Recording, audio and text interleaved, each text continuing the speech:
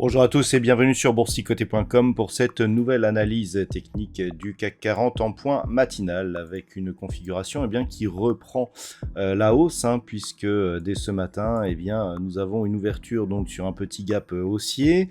Nous avons une reprise ici avec une cassure donc de la zone des 6364 points qui est comprise donc dans ce gap, et on reprend ici un chemin haussier que l'on semblait vouloir quitter hier. Mais de vue des indicateurs, on voit bien ici la tentative de retournement des histogrammes du MACD que nous avions eu, et puis au final les histogrammes reprennent le chemin de la hausse dans une amplitude qui est déjà relativement forte, et le RSI quant à lui évolue dans sa zone neutre mais dans une dynamique plutôt haussière depuis la sortie notamment de sa zone de survente.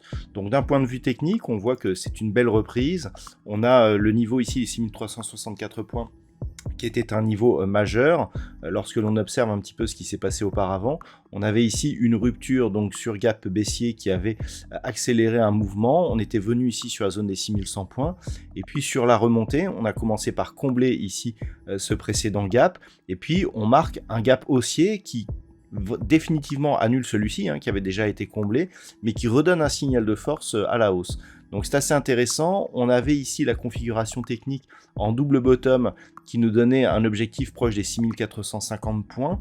On est en train de valider tout ça, et donc on réintègre ici un range d'évolution dans lequel on était là aussi rentré dans un gap haussier légèrement plus large entre 6364 et 6751 points. Du point de vue du palmarès des plus fortes hausses, nous avons Engie qui a dévoilé de bons résultats, qui est largement en tête. Derrière, nous avons Renault, Alstom et puis Société Générale et d'autres bancaires qui sont plutôt dans le haut du tableau. Au chapitre des baisses, nous avons des valeurs comme Michelin, Thales, Pernod Ricard.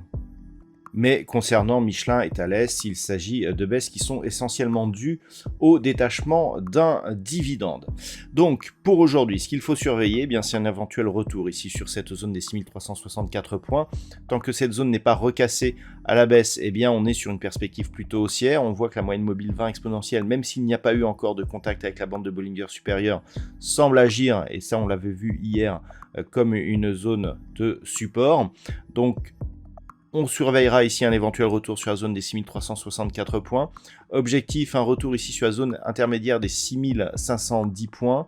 On a aussi cette zone-là des 6575, qui est une zone horizontale qui a été testée ici suite à des gaps et aussi en point haut ici sur cette phase. Donc, pour l'instant, ça reste haussier tant que l'on reste au-dessus des 6364 points, avec perspective donc de retour dans une évolution plus pérenne dans cet ancien range entre 6364 et 6751 points. Voilà donc ce que l'on peut dire d'un point de vue technique sur cette configuration. D'un point de vue macroéconomique, alors nous avons eu des chiffres de l'emploi en Grande-Bretagne, des chiffres qui se sont révélés meilleurs que ce qui était attendu. Ce sera tout pour ce matin, il n'y aura pas d'autres statistiques. Cet après-midi, des statistiques encore une fois assez importantes du côté des États-Unis, puisqu'à 14h30, nous aurons les ventes au détail qui seront diffusées aux États-Unis. Et puis ce soir, nous avons deux interventions qui sont assez rapprochées. À 19h, nous aurons une intervention de Christine Lagarde, donc la présidente de la BCE, suivie à 20h d'une intervention de Jérôme Powell, donc pour le compte de la Fed, dans un contexte où on se cherche autour d'une éventuelle hausse des taux, et surtout de la force de cette hausse des taux, puisque maintenant cette hausse ne fait plus aucun doute.